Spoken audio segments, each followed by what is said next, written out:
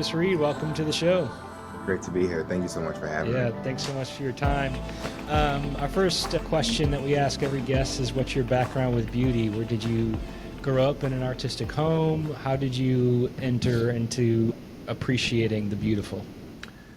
Yeah, I grew up in a home where music was paramount, right next to the Lord Jesus. And both were seen as places of delight. My mama is a harpist, doesn't really play that much now, but she was a gigging harpist on the scene, particularly wedding scene here in Chicago when I was first coming into the world. And so I came out into the world hearing music, and she played a little piano, but we didn't have one at the time.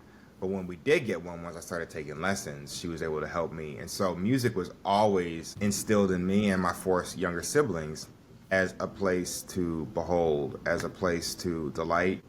And there was just long treasured tradition on both sides of having a craft, having a musical craft. My grandma on my dad's side was an incredible singer, and there is just this voice of a sparrow in her, and it was really beautiful to hear that throughout childhood. And I think in addition, we went to a church that just took music very seriously, tons of choirs, Black classical tradition, Handel's Messiah every winter. This was St. Martin's United Methodist. And then I was also on the jazz scene. Once I got to high school, I was playing classical growing up. And so there were just all these places, particularly within the rich musical tradition of Chicago, in which I was being exposed to music as something to really delight in. Of course, it was also a way to be a well-rounded, middle-class Black boy, but it wasn't primarily about getting into college or having something to do to keep me out the streets, as it has been for some. It was rather a place really to delight and to hear all these rich traditions, and those just sounded really deep in me and continue to reverberate deep into adulthood. Faith was also seen as a place to really see God as worthy of your attention, which is something I come to when I think about beauty. God was good and God was right, but God was also worthy of attention. God was beautiful. And I remember memorizing verses with my dad and memorizing off of index cards, and just letting that sit deep in me also helped me attend to God as beautiful. It would be a while before I would see music as a source of God's beauty. I just saw music as beautiful. And then I saw faith in traditional ways of engaging text or engaging in practices as a kid, Sunday school and whatnot. I saw that also as a place to behold God. And my parents had a very vivacious faith about them. And so it just made it easy to attend to God in that way. Nice.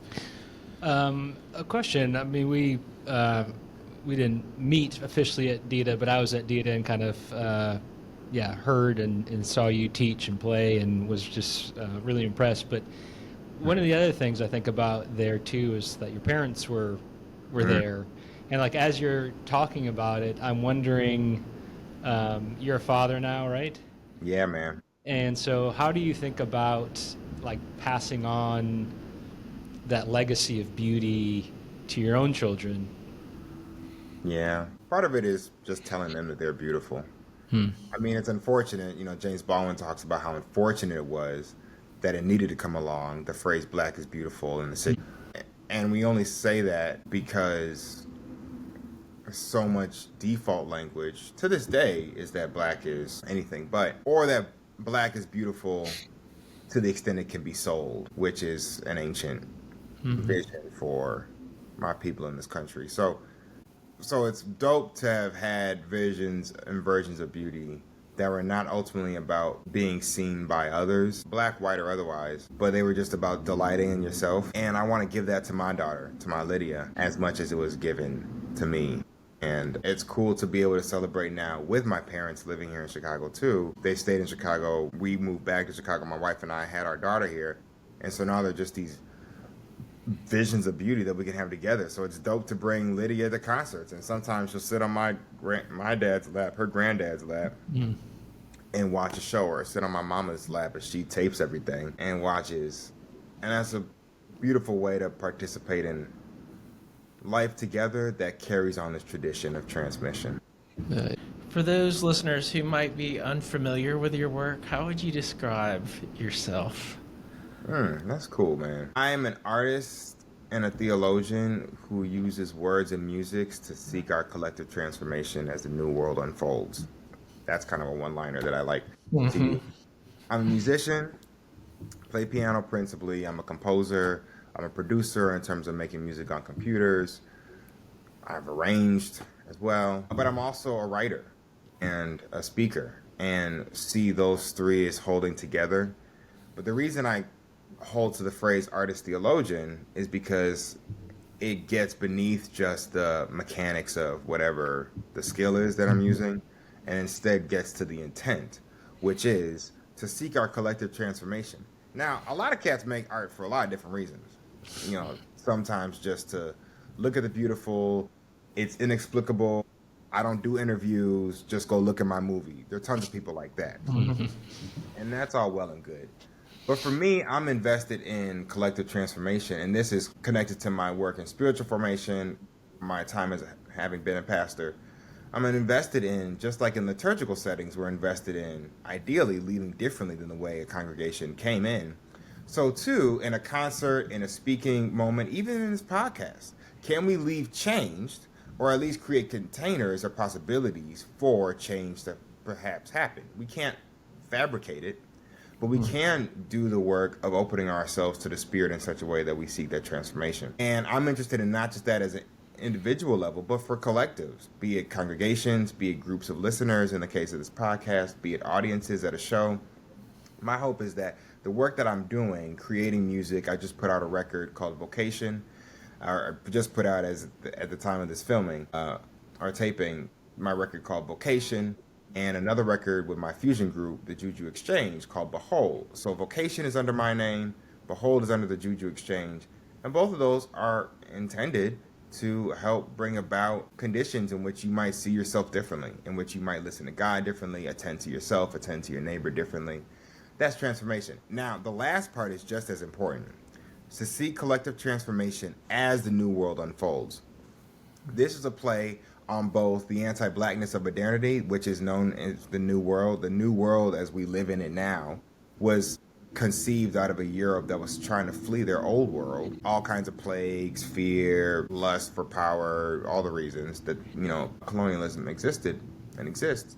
They left the old world and created a new world. Me, as a black subject who's aware of just all the ways in which anti-blackness coheres, I see my work as seeking transformation in the midst of that world, in the midst of the ways black folk are still being suffocated economically, politically, and also physically, to the point of George Floyd. So there's that. But also there's the eschatological reading of New Hope. At the end of all things, there will be a new world that comes. And that new world is unfolding slowly but surely through what Christ has come to do. And so I like this phrase, as the new world unfolds, because it speaks both to the world, the confining world, the lynching world of the new world, in which we can still move and have some semblance of freedom and create, the black folk, others, that we're all still caught up in these afterlives of the slave ship. But then also, in a deeper sense, that there's what Christ has come to do and is doing in invoking the new world that he's inaugurated and is bringing about slowly but surely. And we see glimpses of that. And so across my projects, music projects, Vocation, Behold, my podcast, my workshop, my experience called Notes of Rest, which is a ministry about God's restfulness amidst classical disciplines and black music. Across all these different spheres, Notes of Rest, Vocation, Behold, my hope is to help us seek collective transformation in the midst of this old world that is dying and is killing, while the new world comes, slowly but surely, through the Lord. I want to jump maybe to Notes of Rest, this thing you've mentioned that I got to experience at DITA. Can you tell me about that project? If you kind of like a listener, what's Notes of Rest? Tell us a little bit about it and how that vision came to be for you. Yeah.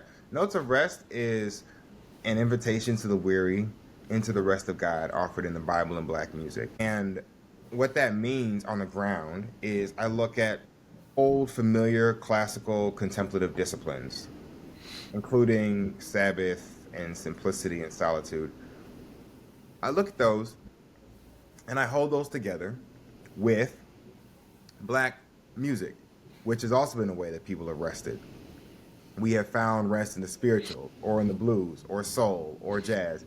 And it's not just black folk, that this music has been made and has been offered in such a way that all kinds of people sing these songs, experience these concerts, and find rest and can even find connection with God amidst that. And so I'm interested in holding together the more familiar language and spiritual formation circles around rest. What's it mean to rest with God, to have union with God in the midst of your Sabbath or in the midst of simplicity? And connect that to the ways in which black music has also been a place to rest. And I think holding these together has given a beautiful angle on how rest is possible, no matter your economic state, no matter the state of the government. And I started this 4.5 years ago. And when I started Notes of Rest, my friend said, "Julian, you're building an ark." And I've held on to that phrase because I think it's true. And as we just continue moving amidst all we are right now, with the country, with fascism and the like, it's just deep to be able to hold to these forms of rest that the church has had, the monasteries had, even as Europe went up in flames in the medieval era, that black folk have had on slave ships and on cotton fields of sharecroppers and chitlin circuits and in, slums in Chicago and the like. All this holds together as ways in which God is present to us amidst our pain and offers us notes, these glimpses of rest amidst all that we're going through. So it's a project deeply grounded in hope, a project that's also deeply grounded in a prophetic witness that attends to the world as it is and hopes to see a rest of God that comes from eternity into the present and from the present into eternity. Yeah, I was struck sitting in on that session with you that sometimes spiritual formation can feel when it can use music or that music like uses spiritual formation, but they seem like artificially kind of woven together. Yeah, man. Like in a hokey, disconnected way, but you seem to really fuse those two together. And I think even as you talk, the thing that I'm wondering about your theological articulation of things and your love of music, do those things just have they always lived kind of integrated in your life? Or does one ever kind of lead, like, I'm interested in theology, music, like how do these things come to marry in your mind? Because it seems like it's very organic in your work. Thanks for asking that, man. And honestly, I'm glad it feels organic because it has not always been. Like I said towards the beginning when I was giving a short layout of my bio, at the beginning of life, I played over here and then I professed over here. And I would do religious music in church. Sure. And that was fun and good and people had moments. It was great. But it wasn't this deep awareness that I am living out a vocation as a Christian, as a follower of Jesus, as part of the body, in playing music, just as much as I am when I'm memorizing John 14. They just happen concurrently. What happened, though, over time, and seminary had a lot to do with this. I went to Candler School of Theology for my MDiv. And when I was matriculating into Candler, this process of integration went to a new level because I was toying around with it. I wrote on political philosophy and Hegel and Locke and the jazz combo for my undergrad thesis. And so that was a place to start to think about my intellectual formation together, but it wasn't necessarily my theological commitments. It was more so just how might we understand political arrangements as lived out on the bandstand by a combo.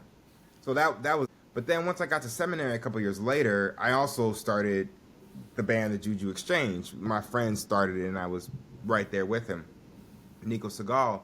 And that was starting in LA in August, and I was matriculating into Candler at the end of August in Atlanta.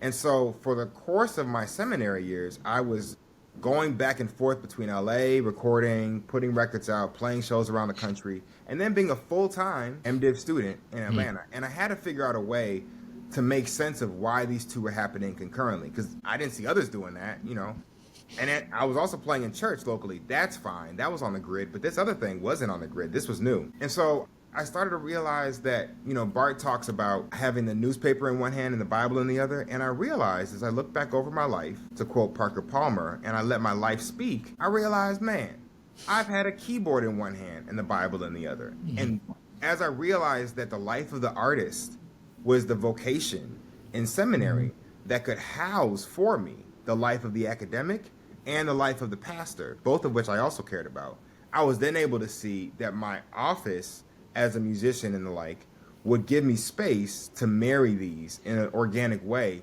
And then I needed something that would allow it to be an offering that was practical, on the ground, concrete. People would want to bring me for it. And that's when Notes of Rest emerged. So I play concerts in the traditional sense in a club, but Notes of Rest emerged as a ministry experience where there's tons of conversation. You have introspective time, then we have conversation together.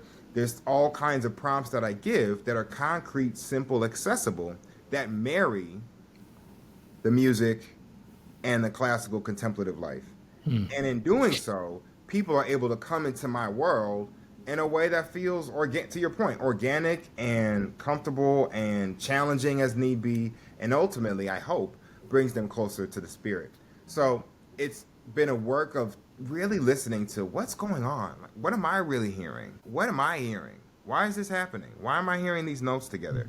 And as I asked that question as honestly as I could, and still do, I was then able to see how these might work together and then articulate it in such a way that others could get it and run with the vision themselves. Yeah, that's great. Yeah, we'll include a link to your website too, where people can find more about Notes of Rest and bring that to their homes. That'd be great.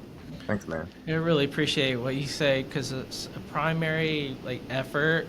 One of the reasons why we're doing this podcast and we have started it was a sense that artists, especially in our sphere, were feeling like really a loss of purpose. They were feeling pretty dejected because they couldn't they could articulate their faith and they could articulate their art, but they said that there's a separation between the two and couldn't figure out how the two work together. And so I like what you said. It felt like some of it is really intentional. Like, I needed to sit and listen and figure this out, but at the same time, you could see how the two have actually been working together sort of all along, with your faith, your Bible in one hand and your keyboard in the other. And I think that's a really hopeful and instructive message for the folks listening. I'm curious about your creative practice.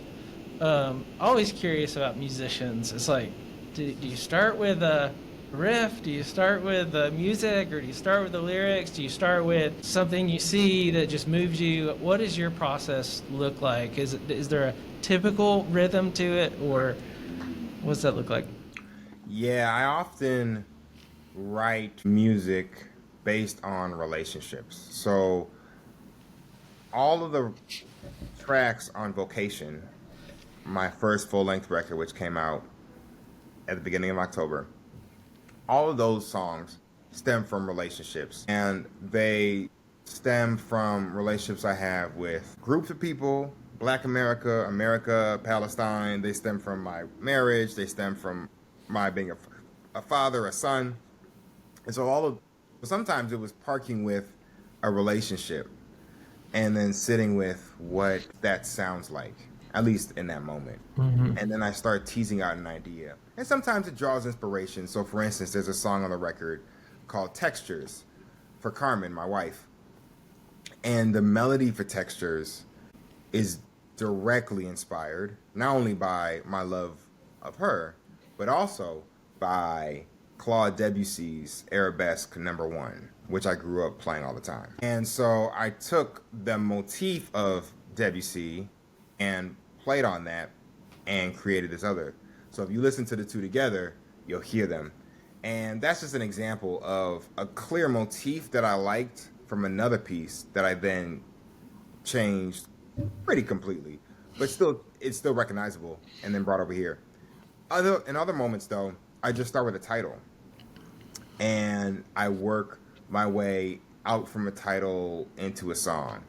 And so, for instance, there's a song that's yet to be written, but it's just been calling to me for some time, probably ever since Trump came into office, and it's called The Reckoning.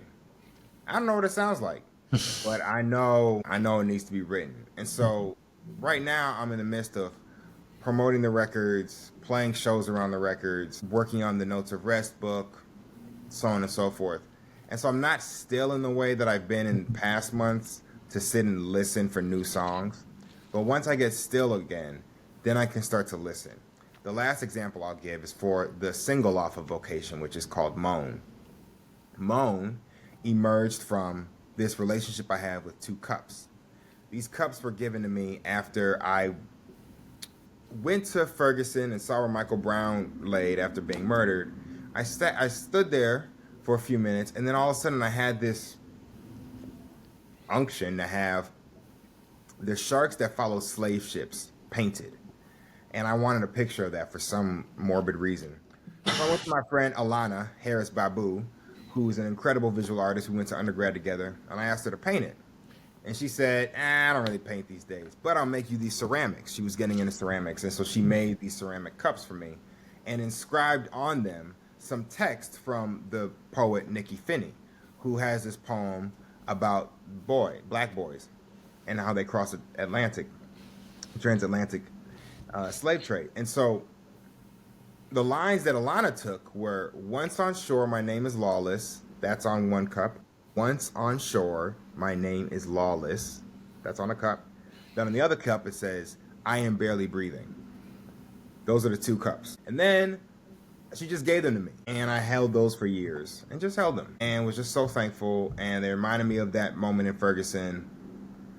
They just reminded me of all the folk who've crossed over the Atlantic.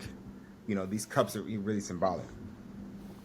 But then last year, I was wanting to make a song based on those cups. My friend Tremaine Parker, who's on the record, she's a vocalist. She was over, we were writing, jamming. And I took those cups out and we got quiet and I just listened. And I listened to the cups and really through the cups for the sound of the ancestors. And out of that then came the song Moan. And so Moan really emerged out of this deep listening practice in the moment that connected me to the ancestors. But as I've seen in so many contexts where I've done Moan, I can be in all white context, I can be in the burbs, in the sticks, I can be in the hood, I can be wherever. When I play Moan, regardless of your color, somebody comes to me and says, thank you, or that was for me, or I felt that, Alex, we were talking about this after Dita. And so I think part of what's so deep, this is the last thing I'll say, part of what's so deep about the composing process is that, and my friend Lanicia Rouse talked about this, she's a great visual artist, she said, the more clear you are about your particularity, the more you touch the universal.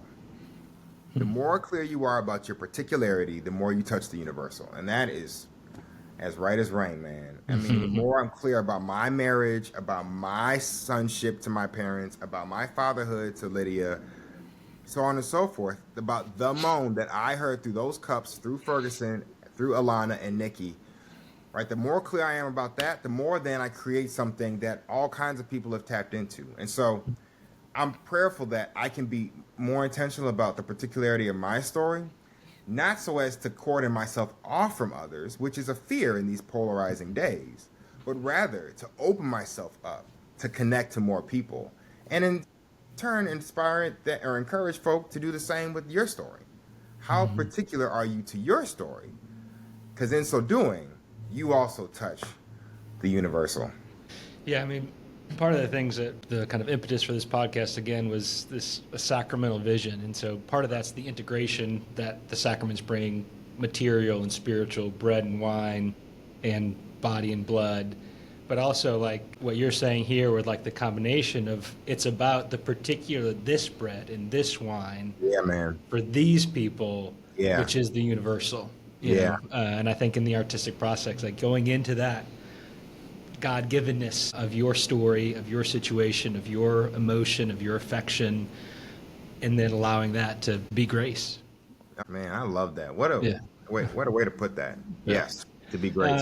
I do want to talk about, I mean, the Dita's opening night, Duke Initiative for Theology and the Arts, you did an improvised performance with Nina Freeland, and it's lingered with me, I think, the most out of any session I went to. There's lots of questions I have. One, what's it mean to do an improvised performance on music with a singer and a piano player? Like, what is that like?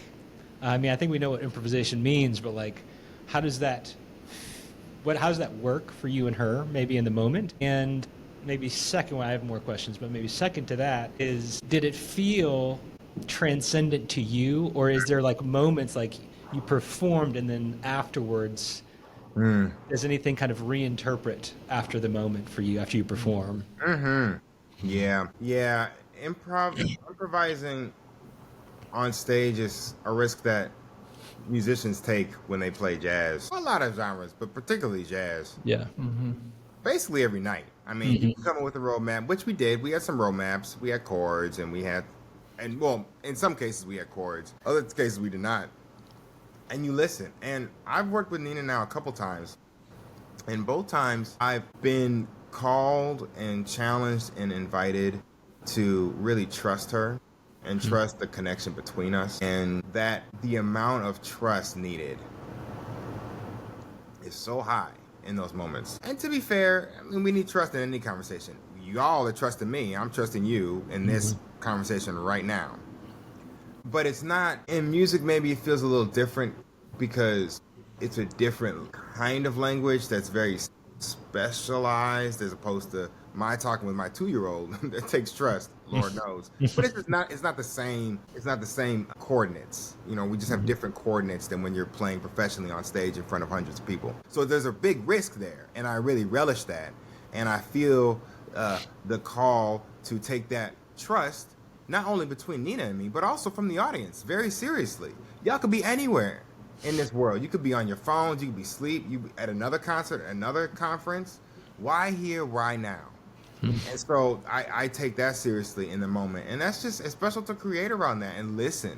And so when she was reading her bit from her book, Beneath the Skin of Sorrow, when she's reading from that about losing her husband, I mean, I'm sitting there and hearing these words and just trying to paint around that in a sensitive way, like a chaplain might at bedside. You can think of it maybe as a chaplaincy in the moment where you're attending to a life that's already exists, that's in front of you, and you're trying to accompany.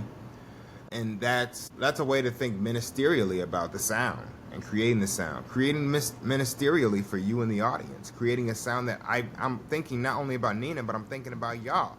How are y'all following as much as I am with Nina? And so that is really special. And then to the second part of the question, there was this moment towards the end of the time where I was playing my song Moan that I was just talking about. And at that time, that conference was a week and change after I had just been robbed and extorted. Coincidentally, while shooting the music video for Moan here in Chicago.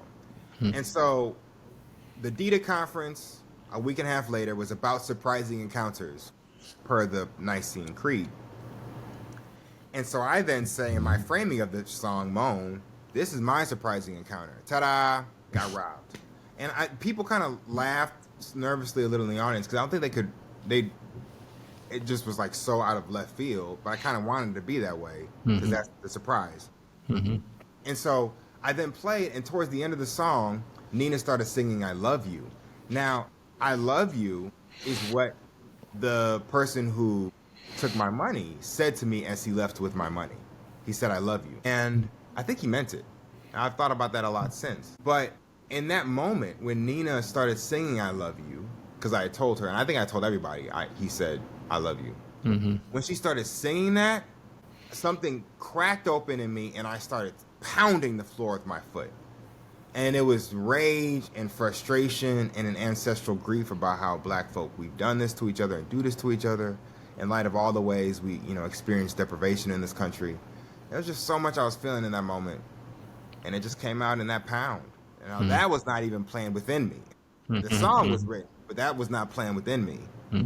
And afterwards, I just felt more, and I went back and saw tape of that, and I just thought, to your question, I experienced something of God in that moment. Uniquely different than how I experienced God just playing any show. But in that moment, something was so raw, so honest, so bleeding that I really think I was in a thin place. It felt like a thin place because I think like when she first started saying it, it was almost like grotesque. Yeah. Like, how could somebody say that after robbing you? Mm-hmm. And then as she sat with it, she repeated, "I love you, I love you, I love you." Yeah, Like I man. felt like God's love for you in that moment, God's love for me Wow. in that moment, God's love for the robber in that moment. Like even in the darkest place, I love you. And Mm. like that's the thing that's just like maybe it was so powerful for me in that moment. And I don't know, she I mean she may not have known that, you may not have known that, but God was working in that moment um, to me in like a taking those gross words Mm. but making them grace, you know. It was Growth amazing. and the grace. Yeah. Yeah. I have to ask you this. This is not a planned question, but I was just on a flight. I was going to Des Moines, Iowa, which is an underrated city. I was kind of down on Des Moines, but it's kind of, I didn't hate it. Oh, man. I was on a flight and watched Sinners. Have you seen Sinners? Oh, absolutely. Absolutely. And I'm still processing it, but there are a couple of things you said, ancestors, integration. Can you give us your read on Sinners? Oh, man. And if there could be any required reading or required viewing, Yeah. for seminarians, it would be that. Honestly, Yeah. for probably most people in churches. Yeah, I'm reading, or I'm about to start reading Willie James Jennings' The Christian Imagination with the class. And I Okay. almost just want to put Sinners right alongside against it. Yes, you should. You should. Yeah. Yes. Yes, you should. I mean, there's way too much to say in this, in this podcast. But what I will say quickly is that Sinners is a profound meditation on the dangers of an anemic vision of integration, and uh, it is an invitation to think about black music as a way to black music as a way to pay attention to what gets aroused in you, because I think that movie is largely about arousal, and I don't just mean sexual, though that is part of it. But you see this with the white devil figure who leads the integration zombie movement, not zombie vampire movement. You see him be aroused by black music and jealous in a way that makes him want to own it for himself so that he can become connected to his ancestors, because he's feeling this complicated grief around, I think, like Christian colonialism in Ireland. So I mean, it's just the movie leaves no stone unturned. Native Americans are present, and they're giving warning to white Klans members. I'm ruining the movie if you haven't. Yeah. But white. It's been out long enough, you know. It's been a long. Like the indigenous are giving a warning sign to the Klans members about what's to come if they're consumed, and sure enough, they are. And the black folk die, but not without refusal, or like not without resistance. There's this powerful relationship between Asians and blacks in the movie, and the way Asians show up and have been present in the Delta. And just the ways that black music transports people forwards and backwards, and how there's so many forms of resistance, not just in Black America, but across cultures, to oppressive forces. And I could go on and on. And then the last thing, now the one thing that perhaps grieved the most is the church does look impotent and generally intolerant, and I think that's that's It's a necessary read. I mean, it's not the yeah, full read, but it's a necessary read, yeah. it's not the full read at all, but it is a necessary read. And the time is, I mean, I was talking earlier about the reckoning. The time is coming where the church, we're just going to have to take more and more on the chin as more and more people come to terms with the pain that the church has caused them across the board. And that's going to reverberate for generations. Lord knows what's happening politically right now is doing more of that work too. And so there's just going to be a lot of reckoning for generations to come. And I see Sinners as sounding that alarm even more, the way the church is present and not. But also, I see music as a way that keeps people close to the church. And that can never be underestimated. Yeah, that's good. Are we moving towards the last word here? Well, I hate to do it. I know. I wanted to give you the last word to Christian artists, but before that, just to say I really appreciated, like, one of the words that meant a lot to me through this was the comparison of artistic creation to chaplaincy. In a world where it feels like some of our nose up sort of approach to art is that we can't be utilitarian, or it is merely my expression without regard to those who hear it. And I Yeah. think that there is an attentiveness to the audience that is necessary. That sometimes isn't, it doesn't have to be intentional, but it is as you become more attentive to the move of God and the plight of those who sit in your audience or congregation or walking through a gallery, the more it tends to be more natural, but also the more, I think, prophetically it speaks. So Amen. I really appreciated that. As someone who stood in a hospital bed many, many times, thinking about that in terms of art is pretty amazing. So that's a good word. What would you say to artists if you, this is kind of the last word, what would you leave for them? Encouragement or, yeah, whatever is on your mind. Man, God be with you. If you're listening to this and you create, God is with you. In those quiet moments where you doubt everything and you wonder whether your art is worthy or you should just pack it all up, remember that God is with you. And that small acts done with courage and with faithfulness are met and seen by a God who knows about smallness and who knows about faithfulness.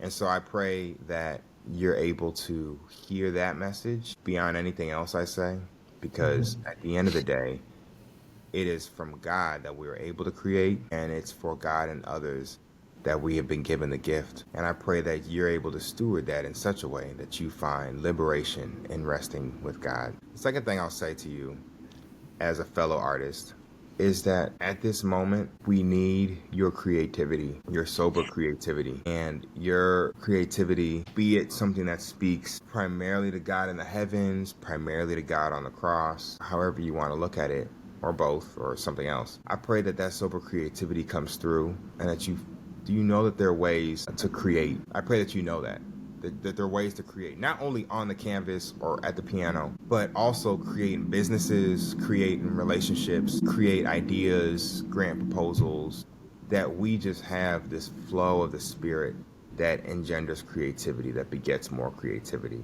This is not a rags to riches promise. I'm not saying that at all. It is very real. And one of the first things that fascists will do is they will snuff out the intelligentsia, and they'll snuff out artists. This is textbook. However, God is with us still. And that, I thank God for the artists that wrote the Bible, for all the poets that sat with war-torn people and decided to write psalms, and for those who decided to write down these accounts of Jesus as their people were being tarred and feathered for Emperor Nero's delight. During those times when writing was so rare, and reading even more so, people still chose to write. They still chose to commit to art. And we have the scriptures, not from those who are rich, but from those who are very poor, who are in war-torn areas, and decided to commit to the Spirit of God's presence in their lives, these words of art. And so I thank God for that, and may that even be an example and encouragement for you when things feel weary. God be with you. Amen. Amen. Thank you. Thanks, man. Thank y'all.